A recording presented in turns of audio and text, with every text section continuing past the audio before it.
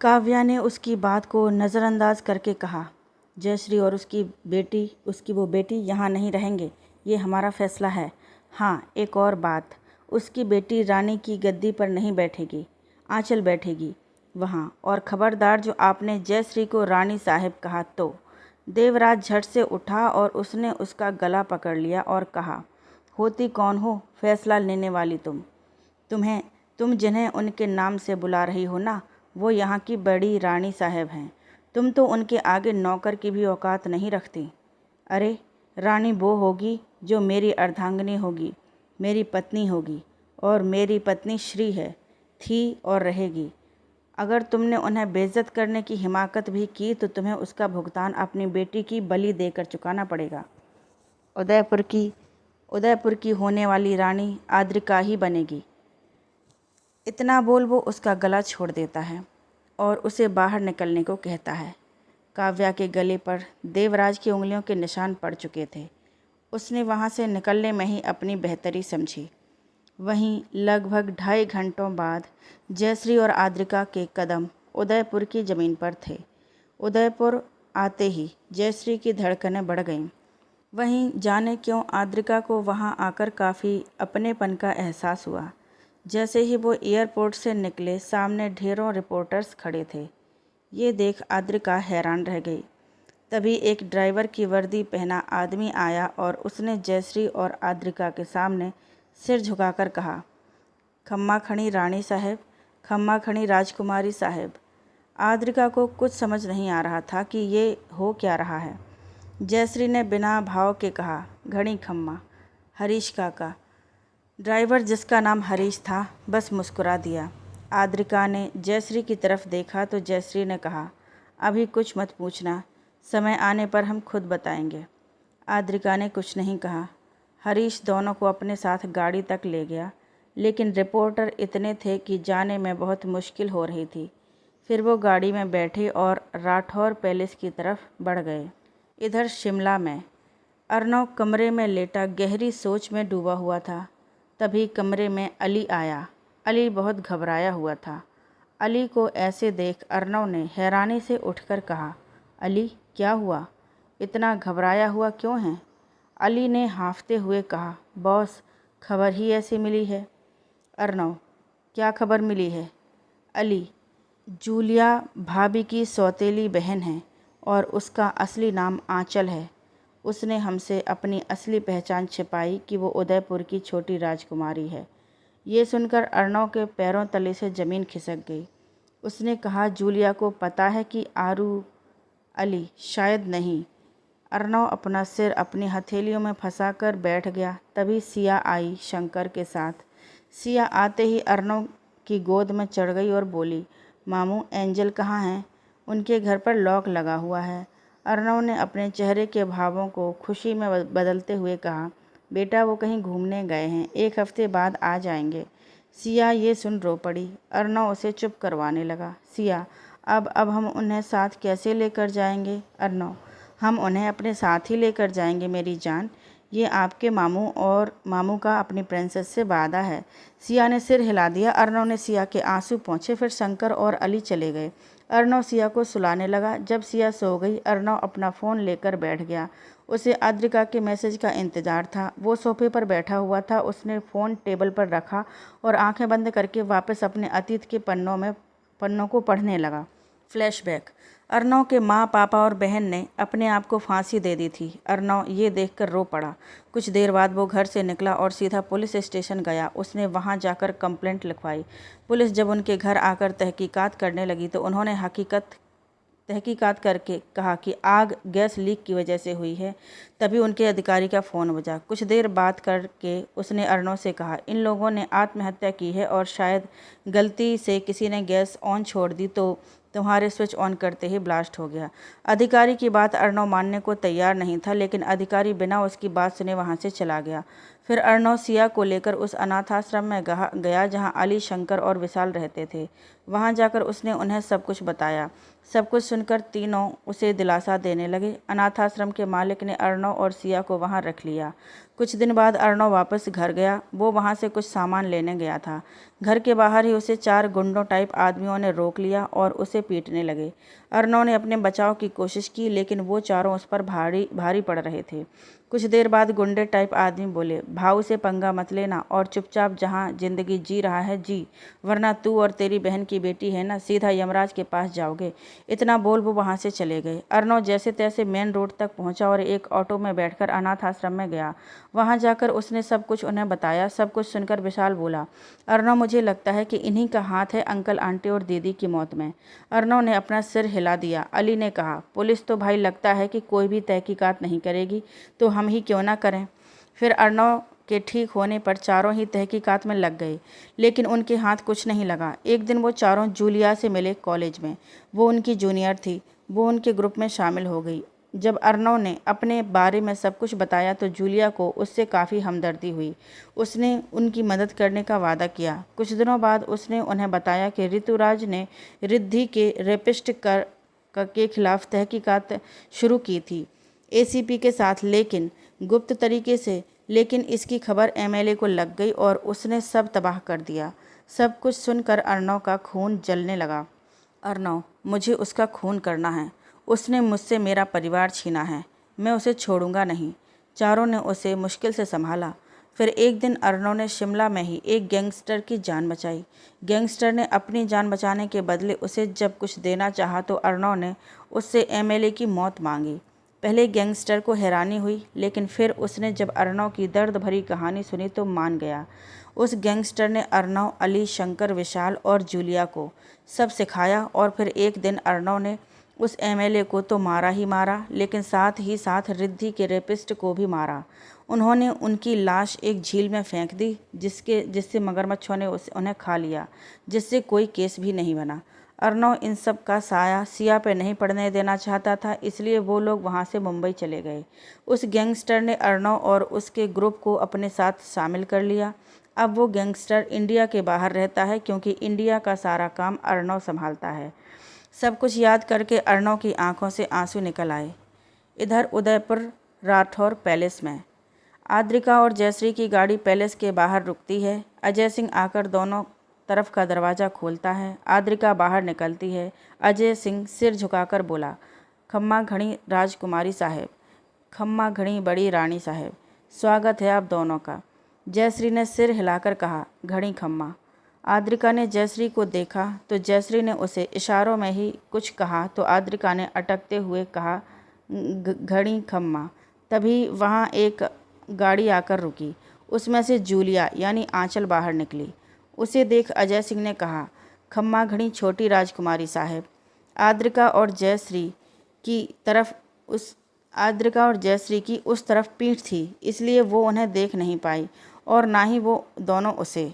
आंचल ने अजय सिंह को इग्नोर किया और आगे कदम बढ़ाए ही थे कि आद्रिका की बराबरी में खड़ी होकर उसकी तरफ नज़र घुमाई।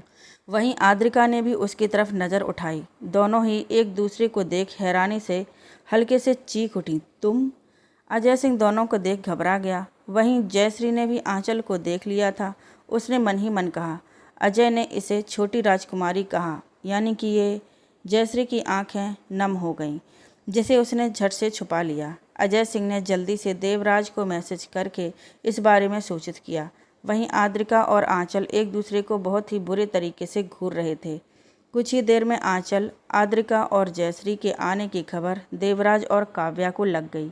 दोनों ही बाहर गए। सामने जयश्री और आद्रिका को देखकर काव्या ने मुंह फेर लिया और फिर आंचल की तरफ बढ़ गई। वहीं जयश्री और देवराज इतने सालों बाद एक दूसरे को देखकर एक दूसरे में ही खो गए। दोनों की ही आंखों में एक दूसरे के लिए प्यार और नाराज़गी दिख रही थी, लेकिन प्यार नाराज़गी से ज़्यादा था। काव्या ने आंचल को गले लगा लिया। आद्रिका दोनों को अजीब नज़रों से देखने लगी। वहीं देवराज के कदम खुद ब खुद जयश्री की तरफ बढ़ गए। तभी आद्रिका की नज़र देवराज पर पड़ी। उसे देखते ही आद्रिका के कदम भी खुद ब खुद उसकी तरफ बढ़ गए। जब ये जयश्री ने देखा तो घबरा गई। उसे घबराया हुआ देख देवराज ने उससे नज़र हटाकर जब आद्रिका को देखा तो वो रुक गए। आद्रिका को देख देवराज की आंखों में आंसू आ गए। आद्रिका के चेहरे पर भी वही तेज था जैसा देवराज के चेहरे पर। दोनों बाप बेटे की आंखें भी नीली थीं। देवराज ने आद्रिका की तरफ बढ़कर उसके सिर पर जैसे ही हाथ रखा, पता नहीं क्यों आद्रिका की आंखों में आंसू आ गए। उसे काफ़ी अपनेपन का एहसास हो रहा था। वहीं जयश्री की आंखों में भी आंसू आ चुके थे। काव्या और आंचल की नज़रें भी उन पर थीं। काव्या को तो काफ़ी गुस्सा आ रहा था, लेकिन आंचल को ये सब काफ़ी अजीब लग रहा था। देवराज ने बिना कुछ कहे आद्रिका को सीने से लगा लिया। उसकी आंखों से भी आंसू निकल आए थे। आखिरकार आज पहली बार वो अपनी बेटी से मिल रहा था। आंचल ने काव्या से कहा, राजा साहब आद्रिका को ऐसे क्यों गले लगा रहे हैं? काव्या ने हैरानी से पूछा, तू इसे जानती है? आंचल ने नफ़रत भरे लहजे में कहा, नफ़रत करती हूँ मैं इससे।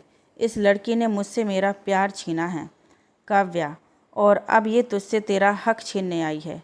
आंचल उसे असमंजस में देखने लगी तो काव्या ने बाद में बताने को कहा। वहीं देवराज ने आद्रिका को खुद से अलग किया और उसका माथा चूम लिया। जयश्री ने अब अपने आंसू पोंछे। वो आगे बढ़ी और जैसे ही आद्रिका को देवराज से दूर करने लगी, देवराज ने आद्रिका की कलाई कसकर पकड़ ली और कहा, रानी साहब अंदर चलिए, यहाँ कुछ भी मत कीजिए। जयश्री ने कुछ नहीं कहा और आहिस्ता से आद्रिका की कलाई देवराज से छुड़वाई। आद्रिका उसे देखने लगी। उसे अभी तक ये समझ नहीं आ रहा था कि उसके साथ ये हो क्या रहा है। तभी काव्या बोली, राजा साहब उदयपुर की राजकुमारी आई है, स्वागत नहीं करेंगे? देवराज ने उसकी तरफ देखा तो तब जाकर उसकी नज़र आंचल पर गई। आंचल को देख उसके भाव गुस्से में बदल गए। देवराज ने अजय से कहा, अजय सिंह, उदयपुर की बड़ी रानी साहब और बड़ी राजकुमारी साहब का सामान उनके कमरे में पहुंच जाना चाहिए और जो मेहमान आए हैं उनका सामान गेस्ट रूम में पहुंचवा दो। फिर देवराज ने जयश्री को अंदर चलने का इशारा किया। वो आगे बढ़ गए। जयश्री भी आद्रिका का हाथ पकड़कर देवराज के पीछे चल दी। वहीं काव्या देवराज की बात सुनकर गुस्से का घूंट पी गई और उनके पीछे अंदर चली गई। अंदर जाकर इतनी सजावट देख आंचल ने काव्या के कान में कहा, ऐसा पहली बार हुआ है कि मेरे आने पर इतनी सजावट हुई है, लेकिन एक बात समझ नहीं आई कि ये जो फूल हैं ये मेरे पसंदीदा क्यों नहीं लगे। काव्या ने कुछ नहीं कहा। तभी फूलों को देख आद्रिका खुशी से बोली, माँ ये तो मेरे फेवरेट फूल हैं। उसकी बात सुन जयश्री ने बस सिर हिला दिया और देवराज बस मुस्कुरा दिए। फिर देवराज ने जयश्री से कहा, आप पहले कुछ खाएंगी? जयश्री ने उसे टोकते हुए कहा, हमें सोना है और हम नहीं चाहेंगे कि कोई भी शख्स हमें परेशान करे। जयश्री के टोकने की अदा पर देवराज मुस्कुराए बिना न रह सका, क्योंकि सिर्फ जयश्री ही थी जो उसकी बात टाल सकती थी। वहीं उसके टोकने पर आंचल ने काव्या से पूछा, ये हैं कौन? इन्होंने इन्हें टोक कैसे लिया? राजा साहब तो ये बात बर्दाश्त ही नहीं कर सकते और अब ये मुस्कुरा रहे हैं। काव्या पत्नी है उनकी। ये सुनकर आंचल को झटका लग गया। काव्या उसे खींचते हुए वहाँ से उसके कमरे में ले गई। वहीं देवराज ने एक नौकर से कहलवा कर आद्रिका और जयश्री को भी कमरे में भिजवा दिया। एक कमरे तक पहुंचकर नौकरानी रुक जाती है और बोलती है, राजकुमारी साहब ये आपका कमरा है। जयश्री आद्रिका को लेकर जैसे ही जाने लगती है, नौकरानी फिर से बोली, माफ़ करिएगा रानी साहब, लेकिन आपका दूसरा कमरा है, इस कमरे के साथ वाला। जयश्री एक नज़र उस कमरे की तरफ देखती है और फिर बोलती है, ठीक है हम चले जाएंगे, आप जाइए। वो नौकरानी चली गई। जयश्री फिर आद्रिका को लेकर उसके कमरे में गई। कमरे के बीच में गोल आकार का बेड था। एक तरफ बालकनी थी तो दूसरी तरफ बाथरूम। बाथरूम के दाईं तरफ वार्डरोब थी। कमरे में आते ही पहले जयश्री ने दरवाज़ा लॉक किया और आद्रिका ने अपने सवालों की बरसात कर दी। जयश्री ने उससे कहा, आदि मेरी भी बात सुन ले, कब तक सवाल करती रहेगी? आद्रिका ने झुंझलाकर कहा, तो क्या करूं मैं माँ? यहाँ सब ऐसे पेश आ रहे हैं जैसे हम कहीं के राजा हों, और ऊपर से इतना बड़ा महल नुमा पैलेस। माँ ये हमारे साथ क्या हो रहा है? जब से इस उदयपुर की धरती पर पांव धरे हैं सब कुछ ही बदल गया है। जयश्री ने गहरी सांस लेकर कहा, तेरी पहली बात बिल्कुल सही है। तुम यहाँ की राजकुमारी और होने वाली रानी हो और मैं यहाँ की रानी हूँ, और आदि कुछ बदला नहीं, बस अब तुम हकीकत से रूबरू होने वाली हो। आद्रिका, कब बनी मैं राजकुमारी? मैं तो शिमला में रहने वाली एक मामूली सी लड़की हूँ। और कैसी हकीकत? जयश्री, देख बेटा, अभी तो मैं तुझे सब कुछ नहीं बता पाऊँगी, लेकिन अभी बस ये समझ ले कि तेरा ये अपना घर है, लेकिन सिर्फ कुछ ही दिनों के लिए। फिर हम यहाँ से बहुत दूर चले जाएंगे। बेटा, यहाँ किसी से कोई भी बात मत करना शिमला के बारे में। और हाँ, एक और बात, जो वो शख्स हैं जिन्होंने तुझे सीने से लगाया था, उनसे दूर रहना, और साथ साथ उस औरत से भी जिसने जूलिया को गले लगाया। आद्रिका, माँ, अभी तुम्हें जाने दे रही हूँ, लेकिन मुझे सच जानना है। जयश्री सिर हिलाकर जाने लगती है। तभी आद्रिका बोलती है, माँ, भूख लगी है। जयश्री, खाना भिजवाती हूँ। फिर जयश्री कमरे से बाहर निकल जाती है। वो वहाँ से सीधा रसोई में जाती है। वहाँ के हेड धीरज उसे देख बोला, रानी साहब, आप यहाँ? हम कह दिया होता हम आ जाते। जयश्री, कोई बात नहीं, आप बड़ी राजकुमारी साहब के कमरे में कुछ हल्का खाने को भेज दीजिए। कुछ ज़्यादा हैवी मत भेजिएगा। साथ में सिर दर्द की दवा भी दे दीजिएगा। धीरज सिर हिला देता है। जयश्री पीछे मुड़ती है तो सामने देवराज को पाती है। उसे देख वो नज़रें फेर लेती है। देवराज, राजकुमारी ठीक तो हैं? जयश्री ने उसे घूरते हुए कहा, आपको परेशान होने की कोई ज़रूरत नहीं है। आदि की फ़िक्र करने के लिए उसकी माँ है, राजा साहब। जयश्री ने राजा साहब पर थोड़ा जोर देकर कहा था। देवराज ने शांतिपूर्वक कहा, भूलिए मत कि हम भी उनके पिता हैं। जयश्री कुछ बोलने ही जा रही थी, लेकिन तभी उसकी नज़र किचन में खड़े नौकरों पर गई जो उनकी बातें सुन रहे थे। जयश्री ने अपना गुस्सा शांत किया और फिर कहा, ज़्यादा सफ़र करने से आदि का सिर दर्द होने लगता है, और जो वो यहाँ आकर सह रही है उससे उसका सिर दर्द और बढ़ जाएगा। फिर जयश्री फिर किचन से बाहर निकल गई। देवराज ने किचन में खड़े हेड से कहा, जैसा रानी साहब कह के गई हैं वैसा हो जाना चाहिए। तभी हेड बोला, सर, वो छोटी रानी साहब ने छोटी राजकुमारी साहब के कमरे में खाना भिजवाने को कहा है। देवराज, पहले बड़ी राजकुमारी के पास जाना चाहिए, उन्हें दवा भी लेनी है। एक और बात, सभी नौकरों से कह देना कि छोटी राजकुमारी और छोटी रानी साहब से पहले बड़ी रानी साहब और बड़ी राजकुमारी साहब का कहा मानना है। वो सिर हिला देता है। देवराज फिर वहाँ से चले जाते हैं। वहीं दूसरी तरफ काव्या आंचल को सब बताकर चली जाती है। आंचल अपने कमरे में बैठी खुद से बोली, तुम्हारी माँ ने पहले मेरी माँ का प्यार छीना, और अब तुमने मुझसे मेरा प्यार छीन लिया, और साथ ही साथ बाप का प्यार भी। आद्रिका, अब तुम्हें मैं बताऊंगी कि किसी से कुछ छीनने से उसे कैसा फील होता है। आद्रिका आंचल के शातिर दिमाग से बेखबर अपना फ़ोन लेकर अर्णव को फ़ोन लगाती है।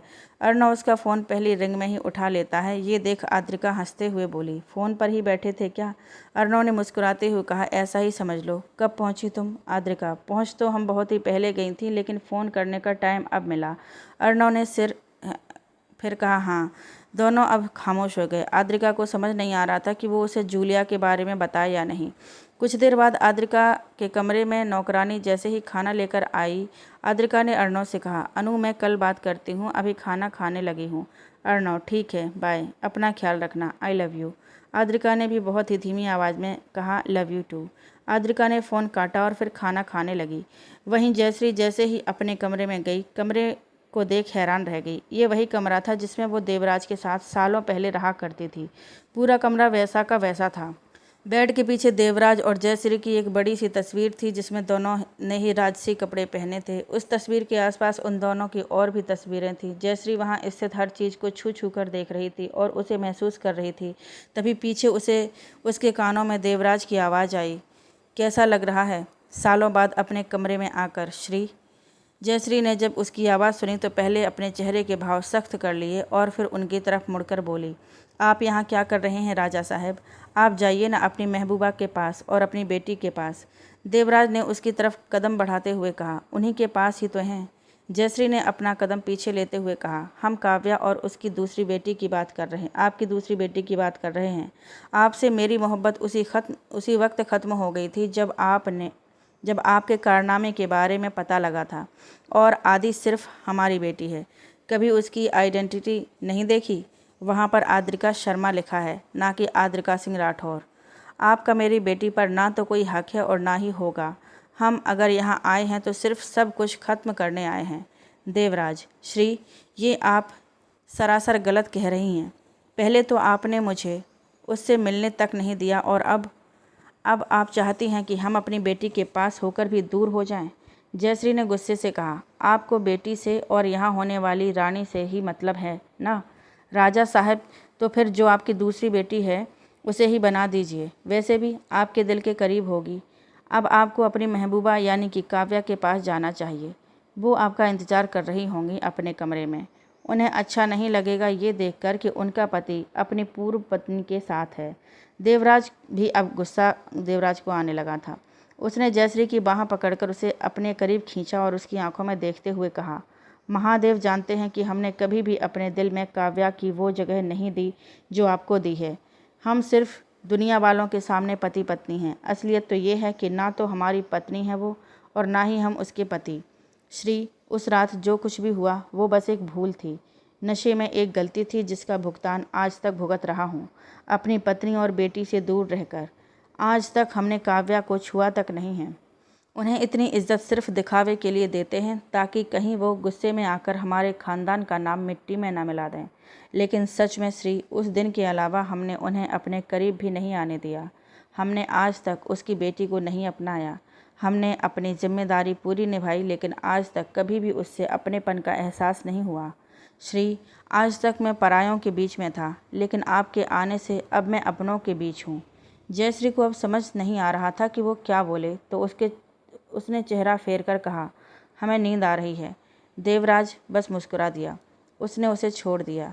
जयश्री पीछे हो गई। देवराज जाने लगा, लेकिन तभी रुककर बोला, राजा साहब, हम बाहर वालों के लिए हैं, आपके लिए हम देव हैं। जयश्री ने कुछ नहीं कहा। देवराज वहाँ से चला गया। जयश्री कपड़े बदलकर सोने के लिए लेट गई, लेकिन नींद उसकी आंखों से कोसों दूर थी। जयश्री कुछ ही देर में नींद के आगोश में चली गई। वहीं देवराज स्टडी में बैठा पुरानी यादों में खोया हुआ था। फ्लैशबैक। जयश्री और देवराज उदयपुर के राजा रानी थे। उस वक्त उनके साथ देवराज के माँ बाप महाराजा तेजस सिंह राठौर और महारानी सुमित्रा सिंह राठौर भी थे। जयश्री और देवराज का प्रेम विवाह हुआ था। जयश्री एक ब्राह्मण परिवार से थी। तेजस और सुमित्रा ने तो जयश्री को अपना लिया, लेकिन जयश्री के माँ बाप ने देवराज को अपनाने से इनकार कर दिया। जयश्री देवराज के साथ खुश थी। दोनों के बीच अटूट प्यार था। शादी को 2 साल पूरे हो चुके थे, लेकिन कोई खुशखबरी नहीं मिल रही थी। देवराज इस कारण जयश्री से थोड़े उखड़े उखड़े रहने लगे। जयश्री ने कई जगहों पर जाकर माथा टेका, मन्नत मांगी, लेकिन कुछ असर नहीं हुआ।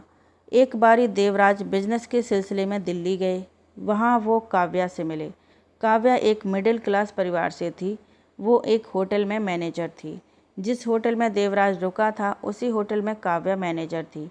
पहले तो देवराज ने काव्या पर इतना ध्यान नहीं दिया, लेकिन वहीं काव्या देवराज का रुतबा देख उस पर मर मिटी थी। उसने सोच लिया कि कैसे भी करके देवराज को उसे अपने जाल में फंसाना है। देवराज को दिल्ली में 2 हफ्ते ठहरना था। होटल की 5वीं सालगिरह पर वहाँ पार्टी थी, जिसमें देवराज को भी आमंत्रित किया गया था। देवराज भी वहाँ पहुँच गया। काव्या उसे देख उसके पास चली गई।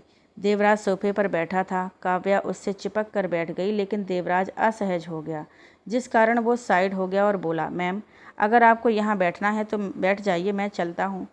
इतना बोल जैसे ही वो उठने लगा, काव्या ने झट से उसका हाथ पकड़कर उसे बिठा दिया। काव्या के छूने से देवराज उसे घूरने लगा, तो काव्या ने उसका हाथ झट से छोड़ दिया। काव्या ने कहा, सॉरी राजा साहब, वो बस आपके साथ कुछ बात करनी थी। देवराज उसके सामने पड़े सोफे पर बैठकर बोला, कहिए। काव्या, मैंने सुना है आपने अपना बिजनेस अपने दम पर खड़ा किया है। मैं बस आपसे कुछ टिप्स लेना चाहती हूँ ताकि मुझे भी आइडियाज़ मिलें।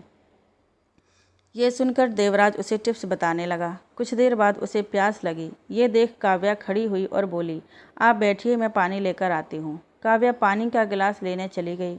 कुछ देर में वो पानी का गिलास लेकर आई। पानी पीते वक्त देवराज को इसका टेस्ट थोड़ा अलग लगा, लेकिन फिर उसने इग्नोर करके पी लिया। कुछ ही देर में उसका सिर चकराने लगा। ये देख काव्या उसे अपने साथ उसके कमरे में ले गई। सब पार्टी में मस्त थे और लाइट भी डिम थी, तो किसी की नज़र उन पर नहीं पड़ी। काव्या ने कमरे में ले जाकर देवराज को बेड पर लिटाया। फिर उसने दरवाज़ा लॉक किया। उसके बाद देवराज बेहोश हो गया और उसे पता नहीं लगा कि उसके साथ क्या हुआ है। अगली सुबह जब उसने अपनी बाहों में काव्या को देखा तो चौंक गया। वो पिछली रात की याद करने लगा, लेकिन उसे कुछ भी याद नहीं आया। देवराज उसे ऐसे ही छोड़ अपना बैग लेकर दिल्ली से उसी वक्त फ़्लाइट लेकर उदयपुर चला गया। उदयपुर आते ही उसे खबर मिली कि जयश्री बेहोश हो चुकी है। ये सुनते ही उसे लगा जैसे कि उसकी धड़कन रुक गई हो। वो सीधा जयश्री के कमरे में गया। कमरे में सुमित्रा थी, तेजस था और साथ में डॉक्टर थी जो कि जयश्री को देख रही थी। देवराज झट से जयश्री के पास गया। उसने जाकर जयश्री का सिर अपनी गोद में रख लिया और कहा, डॉक्टर क्या हुआ है जयश्री को? ठीक तो है ना मेरी श्री? वहीं सब देवराज को अचानक देख हैरान रह गए। डॉक्टर ने मुस्कुराते हुए कहा, राजा साहब मिठाई बांटिए, उदयपुर को राजपुत्र या फिर राजकन्या मिलने वाली है। ये सुनते ही सभी के चेहरों पर मुस्कान आ गई। जिस खबर का इंतजार सभी को इतनी देर से था वो खबर उन्हें मिल चुकी थी। सुमित्रा ने अपने गले में पहना हार निकालकर डॉक्टर को पहना दिया। देवराज ने अजय से कहकर पूरे उदयपुर में मिठाई बांटने को कहा। महल में खुशियों का आगमन हो रहा था। अब कमरे में सिर्फ देवराज और जयश्री थे। देवराज बहुत ही प्यार से जयश्री को निहार रहे थे। कुछ ही देर में जयश्री को होश आने लगा। ये देख देवराज ने उसे अच्छे से बिठा दिया। जयश्री देवराज को देख बोली, आप यहाँ? आप तो दिल्ली गए थे और 2 हफ्तों बाद आने वाले थे। देवराज ने कहा, काम जल्दी ख़त्म हो गया तो जल्दी आ गए। जयश्री ने सिर हिला दिया। तभी उसे उल्टी आने लगी तो वो बाथरूम की ओर दौड़ी। ये देख देवराज भी गया। वो उसकी पीठ सहलाने लगे। जब जयश्री ने उल्टी कर दी तो देवराज ने उसका मुंह अच्छे से धोया। फिर वो उसे बेड पर ले गए। जयश्री ने कहा, समझ नहीं आ रहा कि हमें हुआ क्या है। चक्कर आ रहे हैं, उल्टी आ रही है। देव, आप डॉक्टर को बुलाएं ना। देवराज ने उसका चेहरा अपनी हथेलियों में भरा और कहा, आप माँ बनने वाली हैं श्री। ये सुनते ही जयश्री चौंक गई। उसकी आंखों में खुशी के आंसू आ गए। वो देवराज के सीने से लग गई। देवराज ने भी उसे अपनी बाहों में भर लिया। तभी जयश्री उससे अलग हुई और बोली, इसीलिए आप इतने अच्छे से पेश आ रहे हैं, वरना आप तो हमारे पास भी नहीं आ रहे थे। देवराज ने ये सुनकर सिर झुका लिया और कहा, हमें माफ़ कर दीजिए श्री। सभी आपको दोषी ठहरा रहे थे कि आप में कमी है और आप भी जानती हैं कि हम आपके खिलाफ़ कुछ ही सुनना बर्दाश्त नहीं कर सकते। हमें माफ़ कर दीजिए जो आपसे इतने दिन दूर रहे। हम वादा करते हैं कि अब आपसे एक पल भी दूर नहीं होंगे। जयश्री मुस्कुरा दी और उसके सीने से लग गई। देवराज ने भी उसे बाहों में भर लिया। वो दिल्ली के बारे में भूल गया। धीरे धीरे दिन बीतने लगे और देवराज का अपने बच्चे के लिए प्यार बढ़ने लगा। वो एक बेटी चाहता था। तेजस भी बेटी ही चाहता था। देवराज के भाई स्वराज की पत्नी भी माँ बनने वाली थी। घर में 2-2 खुशियाँ आने वाली थीं, जिसका इंतज़ार सभी को था। 8 महीने पूरे हो चुके थे। जयश्री अब ज़्यादातर कमरे में ही रहती थी। वैसे तो देवराज हर वक्त उसके साथ होता था, लेकिन आज वो किसी ज़रूरी मीटिंग के कारण बाहर गए थे। तभी एक नौकरानी ने आकर कहा, रानी साहब, कोई काव्या नामक औरत आई है। वो कह रही हैं कि उन्हें राजा साहब से मिलना है। जयश्री, उन्हें यहीं भेज दीजिए। नौकरानी सिर हिलाकर चली गई। कुछ देर में काव्या उसके सामने थी। काव्या को देखकर अंदाज़ा लगाया जा सकता था कि वो भी माँ बनने वाली है। जयश्री ने उसे बैठने को कहा। जयश्री ने कहा, जी कहिए, आप कौन हैं? काव्या ने उसे अजीब नज़रों से देखते हुए कहा, तुम कौन हो? मैं यहाँ देवराज से मिलने आई हूँ। देवराज का नाम सुन जयश्री ने उसे घूरते हुए कहा, तहजीब से बात करिए मोहतरमा। देव यहाँ के राजा हैं, ना कि कोई राह चलते मामूली आदमी। आपको उनका नाम लेने का कोई भी हक नहीं है। और जहाँ तक बात रही हम कौन हैं, तो हम यहाँ की छोटी रानी हैं, जयश्री, देव की पत्नी। ये सुनते ही काव्या के पैरों तले से ज़मीन खिसक गई। उसे बिल्कुल भी अंदाज़ा नहीं था कि देवराज विवाहित हैं। काव्या ने सिर झुकाकर कहा, हमें माफ़ कर दीजिए रानी साहब, हम काव्या हैं। जयश्री ने कहा, कौन काव्या? हमने तो किसी का काव्या का जिक्र नहीं सुना देव से। काव्या ने कहा, सुनेंगी भी कैसे? ऐसी बातें कोई भी पति अपनी पत्नी से नहीं करता। जयश्री बोली, साफ साफ कहिए। काव्या ने कहा, मैं राजा साहब के बच्चे की माँ बनने वाली हूँ। उन्होंने दिल्ली में मेरे साथ। आगे वो कुछ नहीं बोली। वहीं काव्या की बात सुन जयश्री चौंक गई। उसने गुस्से से तिलमिलाते हुए कहा, क्या कह रही हैं आप? हम कैसे मान लें कि आप सच सच कह रही हैं? काव्या ने अपना फ़ोन निकाला और कुछ तस्वीरें निकालकर उसके सामने कर दी। उसमें वो देवराज के साथ बेहद करीब थी। सब तस्वीरों को देख जयश्री ने अपनी आंखें बंद कर लीं। काव्या जयश्री के पास आई और बोली, रानी साहब, हमें यहाँ पनाह दे दीजिए। मुझे तो मेरे माँ बाप ने छोड़ दिया। रानी साहब, हम वादा करते हैं कि हम आपके पति के करीब नहीं जाएंगे, लेकिन मेरे बच्चे को एक पहचान दे दीजिए, वरना आप तो जानती ही हैं कि नाजायज़ बच्चे को ये दुनिया किन नज़रों से देखती है। आपको कोई कुछ नहीं कहेगा, लेकिन हमें तो ये दुनिया ताने मार मार कर मार डालेगी। जयश्री को देवराज पर उसकी हरकत पर काफ़ी गुस्सा आ रहा था। उसने काव्या से कहा, आज से आप यहाँ की रानी हैं, हम यहाँ से जा रहे हैं। इतना बोल जयश्री ने अपने बैग में कुछ कपड़े रखे और बाहर निकल गई। वहीं पीछे खड़ी काव्या कुटिलता से मुस्कुरा दी। नीचे जाते ही जयश्री का सामना देवराज से हो गया। देवराज उसे देख बोले, श्री, आप ये क्या कर रही हैं? मना किया है ना आपको नीचे आने से। जयश्री ने उसकी बात को नज़रअंदाज करके उसके गाल पर थप्पड़ जड़ दिया। देवराज हैरानी से उसे देखने लगा। तेजस और सुमित्रा अपने कमरे से बाहर आए। जयश्री ने कहा, नफरत है हमें आपसे। आपका हम पर और हमारी संतान पर कोई हक नहीं। आप रहिए अपनी महबूबा के साथ। इतना बोल वो वहाँ से चली गई। देवराज को कुछ समझ नहीं आ रहा था। उसने एक नौकरानी से पूछा, क्या हुआ रानी साहब को? उसने कहा, हमें कुछ नहीं पता राजा साहब, बस एक औरत आई थी। देवराज, कौन? नौकरानी, काव्या। काव्या का नाम सुनते ही देवराज हैरान रह गया। उसे दिल्ली वाली रात याद आ गई। तेजस ने जब देवराज से काव्या के बारे में पूछा तो देवराज ने उसे सब बता दिया। सब कुछ सुनकर सुमित्रा और तेजस उससे खफा हो गए। देवराज सीधा अपने कमरे में गया, जहां बेड पर काव्या आराम से बैठी फ्रूट खा रही थी। उसने जब काव्या की हालत देखी तो समझ गया कि जयश्री क्यों गई है। काव्या उसे देख बोली, आप तो मुझे वहां छोड़कर भाग आए। देवराज, देखो तुम्हें जितने भी पैसे। काव्या ने उसे टोकते हुए कहा, राजा साहब, हमें तो हमारे बच्चे को पहचान देनी है, ताकि कोई उसे नाजायज ना कहे। देवराज जाने लगा, लेकिन तभी रुका और बोला, तुम्हारे लिए दूसरा कमरा तैयार कर दूंगा, यहाँ रहने की कोई ज़रूरत नहीं है। काव्या सिर हिलाकर चली गई। देवराज सीधा अजय के पास गया और जयश्री के बारे में पता लगाने को कहा। कुछ दिनों बाद उसे पता लगा कि जयश्री अपनी किसी सहेली सीमा के साथ शिमला चली गई है। ये खबर जैसे ही देवराज को पता चली, उसने अजय से कहलवाकर उनकी सुरक्षा के लिए अपने कुछ आदमियों को भेज दिया।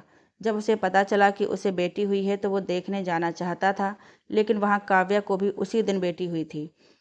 इसी दौरान सुमित्रा का देहांत हो गया। तेजस की भी तबीयत खराब रहने लगी। जब उसका भी देहांत हो गया तो काव्या को पता चला कि तेजस की बनाई वसीयत के मुताबिक उसका सब कुछ आद्रिका के नाम पर हो जाएगा जब वो 22 साल की हो जाएगी। तब तक सब कुछ जयश्री का रहेगा। सब कुछ याद करके देवराज ने कहा, श्री, अब आप आ गई हैं ना, तो अब हम आपको जाने नहीं देंगे, ना ही अपनी बच्ची को। बहुत साल दूर रहे लिए हम, लेकिन अब नहीं और नहीं। अगर काव्या का उसकी बेटी ने मेरी ज़िंदगी में काव्या या उसकी बेटी ने मेरी ज़िंदगी में दखल दिया तो मैं सारा लिहाज छोड़ दूंगा। अगला दिन सुबह 5 बजे आद्रिका का कमरा। आद्रिका सुकून से सो रही थी, तभी उसके कमरे का दरवाज़ा खुला और देवराज अंदर आया। वो आद्रिका की तरफ बढ़ गया। आद्रिका के पास बैठकर उसने उसके सिर पर हाथ फेरा। आद्रिका ने भी नींद में ही हाथ पकड़ लिया और अपनी दोनों हथेलियों के बीच कर लिया। ये देख देवराज बस मुस्कुरा दिया। उसने दूसरे हाथ से उसका गाल सहलाया और कहा, महादेव ही जानते हैं कि इस पल का हमने कितना इंतजार किया है। फिर उसने उसका माथा चूम लिया। वहीं ये सब कमरे के बाहर खड़ी काव्या देख रही थी। उसकी आंखों में बहुत गुस्सा था। उसने मन ही मन कहा, आज तक मेरी आंचल के साथ तो ऐसा व्यवहार नहीं किया जो कि इनके करीब रही, बल्कि उल्टा इस लड़की के साथ कर रहे हैं। लेकिन मैं भी काव्या गोयल हूँ, इतनी आसानी से अपनी बाजी पलटने नहीं दूंगी।